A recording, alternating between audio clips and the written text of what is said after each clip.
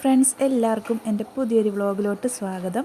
അപ്പോൾ എല്ലാവരും സുഖമായിട്ടിരിക്കുന്നു എന്ന് കരുതുന്നു. അൽഹംദുലില്ലാ, ഇവിടെയും അങ്ങനെയൊക്കെ പോകുന്നു. നല്ല മഴയുണ്ട് കേട്ടോ. ഭയങ്കര ഇടിയും മഴയും. അതുകൊണ്ട് ചിലപ്പം അതിൻ്റെയൊക്കെ ശബ്ദം കേൾക്കാൻ ചാൻസ് ഉണ്ട്. ഇടിയുടെയും മഴയുടെയൊക്കെ ശബ്ദം കേൾക്കാൻ ചാൻസ് ഉണ്ട്. എല്ലാവരും ക്ഷമിക്കുക. അപ്പോൾ ഇന്ന് എന്താണ്, 2 വങ്കട വാങ്ങിച്ചിട്ടുണ്ട്. നല്ല പച്ച വങ്കട കേട്ടോ. അപ്പം മത്തി ഞാൻ ഓൾറെഡി ഇന്നലെ വെട്ടിയത് ഫ്രിഡ്ജിൽ ഇരിപ്പുണ്ടായിരുന്നു. അതും എടുത്ത് ഞാൻ വെള്ളത്തിലിട്ട് വെച്ചിട്ടുണ്ട്. അതൊരു മുളക് കറി ആക്കാമെന്ന് കരുതി. അപ്പം ഈ വങ്കട വെട്ടാതെ ഫ്രിഡ്ജിൽ കയറ്റേണ്ട, കൈയോടങ്ങ് വെട്ടിയേക്കാമെന്ന് കരുതി. വെട്ടി അരപ്പും പുരട്ടി ഫ്രിഡ്ജ് വെച്ച് കഴിഞ്ഞാൽ നമുക്ക് മുളക് കറിക്ക് വേണമെങ്കിലും എടുക്കാം, മീനും പൊരിക്കാൻ വേണ്ടിയും അങ്ങനെ എടുക്കാം. അപ്പോൾ അതിന് വേണ്ടി ഞാൻ എല്ലാം വെട്ടുവാണ്. അപ്പോൾ നല്ല ഇച്ചിരി പാടാണ്. അതിൻ്റെയൊക്കെ തൊലി ഭയങ്കര കട്ടിയാട്ടോ.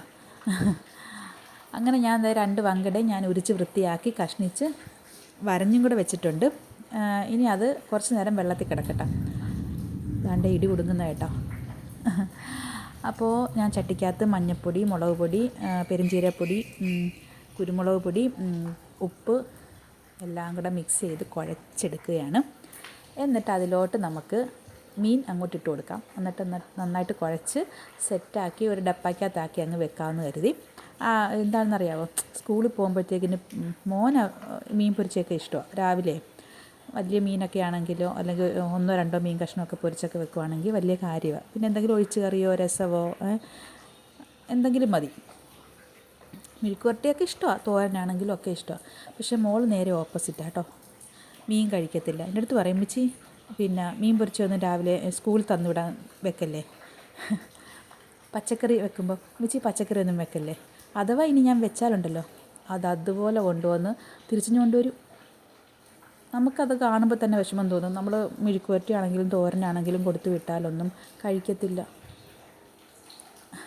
അങ്ങനെ ഞാൻ അരപ്പെല്ലാം പുരട്ടി ഡപ്പാക്കകത്താക്കിയെല്ലാം വെച്ചിട്ടുണ്ട്. ഞാനിത് ഇന്നിപ്പോൾ എടുക്കുന്നില്ല, കാരണം പിള്ളേരും സ്കൂളിൽ പോയേക്കുമല്ലേ. രാവിലെ മത്തിയൊക്കെ പൊരിച്ച് ഞാൻ മോന് കൊടുത്തു വിട്ടിട്ടുണ്ട്. മോൾക്ക് എന്തുമായിരുന്നു, സാമ്പാറും തോരനും മാത്രമേ ഉള്ളൂ. ബീട്രൂട്ട് തോരനും. അത് കഴിക്കുമോയെന്ന് എനിക്ക് അറിഞ്ഞുകൂടാ. കഴിച്ചാൽ കഴിച്ച്. പിന്നെ ചെറിയൊരു ചൂടും പനിയൊക്കെ ഉണ്ടായിരുന്നു. ഗുളിയൊക്കെ കൊടുത്താണ് വിട്ടത്. അപ്പം നമുക്ക് മീൻ കറി വെക്കാനായിട്ട് ഒരുങ്ങാം. അതിന് വേണ്ടി ഞാൻ ചട്ടി അടുപ്പത്ത് വെച്ച് എണ്ണ ഒഴിച്ച് അതിനകത്തോട്ട് എണ്ണ കാഞ്ഞ് വന്നപ്പോഴത്തേക്കിന് കുറച്ച് ഉലുവ ഇട്ട് കൊടുത്തു. അതിൻ്റെ കൂട്ടത്തിൽ തന്നെ ഉലുവ മൂത്ത് വന്നപ്പോഴത്തേക്കും ഇഞ്ചിയും വെളുത്തുള്ളിയും കൊച്ചുള്ളിയും കൂടെ ചെറിയ കഷ്ണങ്ങളായിട്ട് അരിഞ്ഞതും കൂടെ ഇട്ട് മൂപ്പിച്ച് അതിനകത്തോട്ട് തക്കാളിയും കൂടി ഇട്ട് വഴറ്റാമെന്ന് കരുതി. നന്നായിട്ട് വഴറ്റിയതിന് ശേഷം ഞാൻ അതൊന്ന് സൈഡിലോട്ട് മാറ്റി വെച്ചിട്ട് അതിനകത്തോട്ട് പിന്നെ ആ എണ്ണയിലോട്ട് മല്ലിപ്പൊടി, 2 ടീസ്പൂൺ മല്ലിപ്പൊടി, 2-3 ടീസ്പൂൺ മുളക് പൊടി, പിന്നെ മഞ്ഞൾപ്പൊടി, 1/4 ടീസ്പൂൺ മഞ്ഞൾപ്പൊടി, പെരുംജീരകപ്പൊടി, കുരുമുളക് പൊടി, ഇതെല്ലാം ഇട്ട് നന്നായിട്ട് അതിനകത്തോട്ടൊന്ന് വഴറ്റിയിട്ട് പിന്നെ തക്കാളിയും സവാള എല്ലാം കൂടെ ചേർത്തങ്ങ് വഴറ്റി കൊടുത്തു. എന്നിട്ട് ആവശ്യമായ വെള്ളവും കൂടെ ഒഴിച്ചിട്ട് നമുക്ക് മീനും കൂടെ അങ്ങോട്ട് ഇട്ട് കൊടുക്കാം. പാകത്തിനുള്ള ഉപ്പും ഇട്ട് കൊടുക്കാം. പെട്ടെന്ന് വളരെ ഫാസ്റ്റായിട്ട് നമുക്ക് അങ്ങനെ മീൻ കറി വെക്കാം. പല സൈസിൽ വെക്കാം. പച്ചരപ്പ് ആക്കി വെക്കാം, അങ്ങനെയും വെക്കാം. അതും ടേസ്റ്റാണ്. നമ്മൾ മാങ്ങ ഒക്കെ കുടംപുളി, മാങ്ങയും തക്കാളിയൊക്കെ ഇട്ട് പച്ചയ്ക്ക് കറി വെക്കാം. അതല്ല എങ്കിൽ ഇങ്ങനെ മുളകും മല്ലി അനത്തി അങ്ങനെയും വെക്കാം, സെപ്പറേറ്റ് അനത്തി വെക്കാം. അത് ഏത് രീതി വേണമെങ്കിലും നമ്മുടെ ഇഷ്ടം പോലെ, നമുക്ക് ഏതാണ് ടേസ്റ്റെന്ന് തോന്നുന്നത് നമുക്ക് ആ രീതിയിൽ അങ്ങ് ചെയ്തങ്ങ് കഴിക്കാം.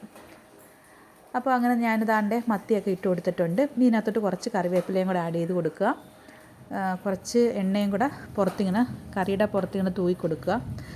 ഈ മുളക് പൊടിയുടെ എല്ലാം കൂടെ ആ കുത്തലും കയ്പും ഒക്കെ മാറി കിട്ടാൻ വേണ്ടിയാണ് അങ്ങനെ ഒരു എണ്ണ ഒഴിച്ചു കൊടുക്കുന്നത്. പിന്നെ അത് അവിടെ കിടന്ന് തിളച്ച് വറ്റി വരട്ടാം. പിന്നെ ഇന്ന് രാവിലെ ഞാൻ ഇച്ചിരി പച്ചക്കറി വാങ്ങിച്ചായിരുന്നു.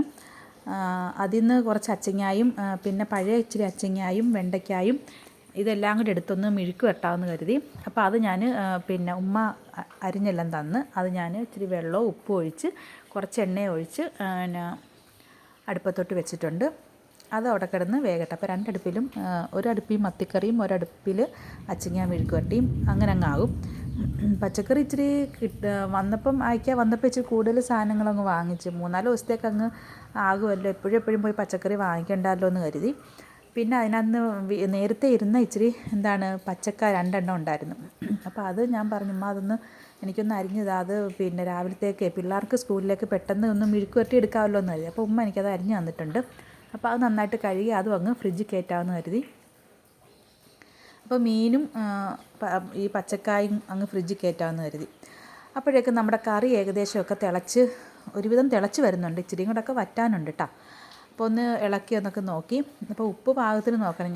എനിക്ക് തോന്നുന്നു ഉപ്പ് ഇച്ചിരി കുറവായിരുന്നെന്ന്. ഞാനത് കൂട്ടി നോക്കിയപ്പോൾ എനിക്ക് തോന്നി ഉപ്പ്. അപ്പോൾ ഉപ്പ് ഇച്ചിരി കൂടെ നമ്മൾ എരിവിന് ഇട്ട് കൊടുക്കണം എന്നല്ലേ, അടിപൊളി. ഉപ്പ് ഇച്ചിരി കൂടെ ഇട്ട് കൊടുക്കുക. അപ്പോൾ അങ്ങനെ അത്രയൊക്കെ ഉള്ളൂ. നമ്മുടെ കറിയൊക്കെ ഏകദേശമൊക്കെ ആയിട്ടുണ്ട്. രാവിലത്തെ ബീട്രൂട്ട് തോരനും പിള്ളേർക്ക് ഉണ്ടാക്കിയതുണ്ടായിരുന്നു.